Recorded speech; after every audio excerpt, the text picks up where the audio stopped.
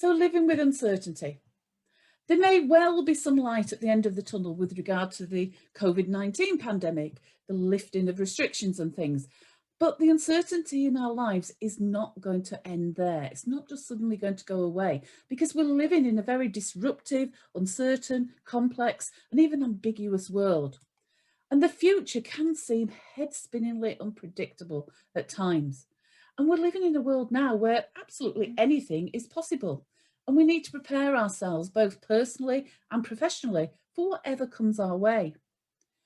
And you may well, I certainly have asked, myself sometimes, what on earth is going to happen next? What could possibly happen next? But on a positive note, we're also living in an exciting time. It doesn't have to be all about the doom and gloom. The unknown and what is beyond may well deliver some really great opportunities and life-enhancing adventures for all of us.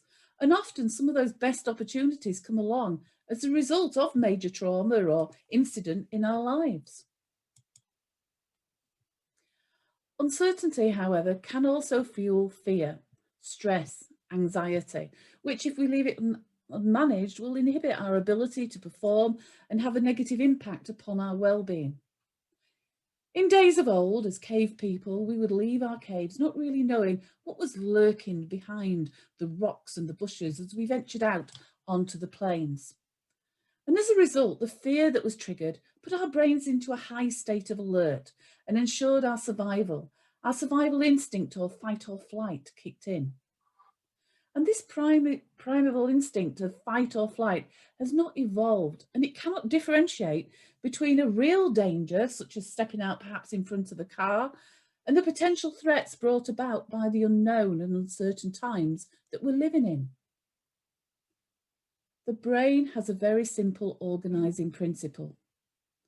It takes in approximately 11 million bits of information per second, and it simply classifies each as something which is potentially helpful or something which is potentially a threat. And if there's any doubt at all in the brain, then it classifies it as a threat. So in times when there is so much uncertainty, our brains are constantly in a state of alert, which then leads to stress and anxiety. And if left unmanaged, can impact upon our physical and mental well-being. In times of uncertainty, there are three ways in which we can choose to respond. We can underreact. So if we underreact, then we're dismissive of any threat. We do nothing differently. We ignore the official advice. As we've seen in the press over the last year or so, with people ignoring lockdowns and social distancing. You may recall the scenes of overcrowded beaches last summer, large groups of people gathering in parks, of raves, of house parties, weddings going on. Or we can overreact.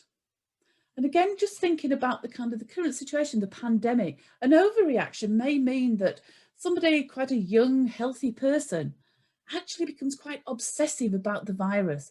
They may lock themselves away, cut themselves off from the outside world, and spend time watching every news bulletin and reading all the articles on the web each and every day. The ability to be able to override these reactions and move your thinking in a more rational direction is fundamental in terms of living well and thriving in uncertain times, especially in the complex world that we live in today. This rational response to a situation we refer to as adaptive behaviour. So in terms of the pandemic, typical adaptive behaviours would be building up our immune systems, looking after our well-being, staying informed, wearing our masks, social distancing, etc.